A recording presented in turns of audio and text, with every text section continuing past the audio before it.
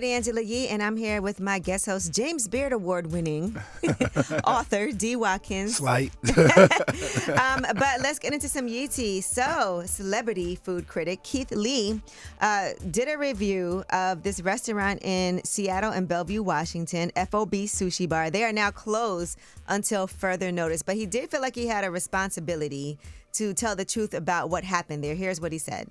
1,000% transparency. I didn't see anything until somebody pointed it out. I can't confirm or deny what it was, but I can confirm I am okay. The only reason I'm making this video is because I just saw a video of somebody who went the day after us and now they hospitalized. And I've already said 1,000 times, I don't believe in tearing down any business. But at the same time, people's health are on the line. I absolutely think there's accountability that should be taken, and it's something that you can learn from it.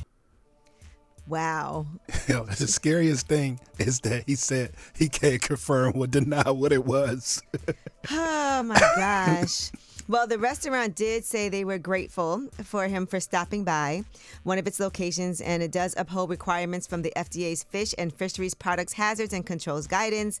They said regarding the video, the movement observed in the fish may result from natural elasticity or the pressure of chopsticks when applied to its structure. We want to assure our customers that this is not indicative of worms or any health concerns. They also had a form confirming the food of one of its suppliers was processed under hazard analysis critical control points.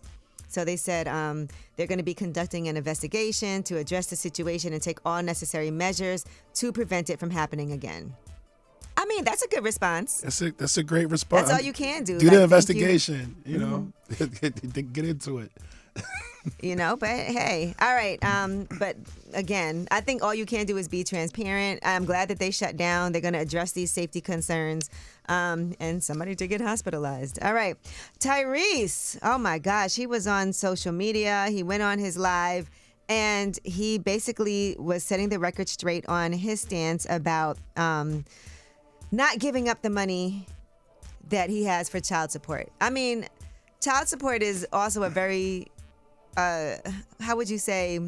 What would you say about child support? Like it's a flawed system because it's hard to have something that I think can account for everybody. You know, it's like a system that a lot of people feel like it's unfair. Mothers sometimes feel that way, and fathers sometimes feel that way. Yeah, I would just pay it. And I would just pay it. I will agree, but he has no intentions on doing that. Here's what he said. Baby mama number 1 and 2. If you ain't learned already, I ain't giving you like I fought to earn this life. I'm gonna fight to keep it. I'm gonna shoot, stab, and kill over mine. I'm gonna protect this bottom line at all costs. You know, he also did vow that he would provide for his kids. And he said the love that a father can have for his children can't quite be explained. Whatever the outcome is today, I am and will forever be their father. But this isn't going to end well. Yeah, it's scary, you know, because now the kids are going to be able to dig up these wars. And that's the thing, right? Like, you don't want your kid to be in the 6th grade and someone hands them a phone and say, look, your daddy didn't even want to pay.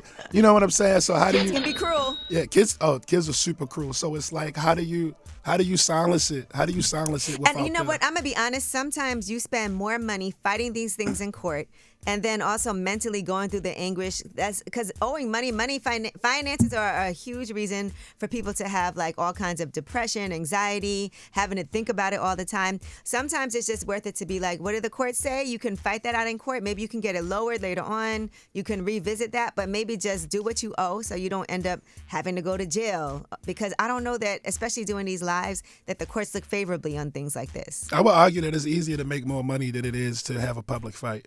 It is literally easier to make more money. And he has the ability to do that. Oh, that dude is super talented. He can act. He can sing. He could do comedy. That dude's super. He's one of the most talented people I ever met in my life. I interviewed him recently. He sung in the hallway for like 15 minutes.